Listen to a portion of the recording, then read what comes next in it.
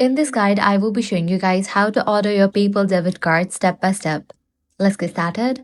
First, open the PayPal app on your phone and sign into your account. Once you're on the home screen, go to the Accounts tab where you will find different banking card option. If you haven't ordered your debit card yet, you should see an option that says Get your PayPal debit card. Tap on it to begin the setup process. After that, people will show you some information about the card, including features and benefit. Simply tap Next, review the terms and conditions, and then press Agree to continue.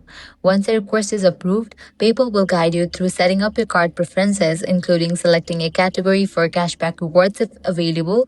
Choose the category you want, tap Next, and complete the remaining setup steps.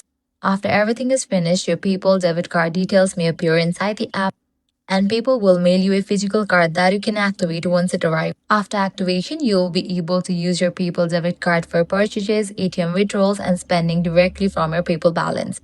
And that's it. If this guide was helpful, do not forget to like, share, and subscribe.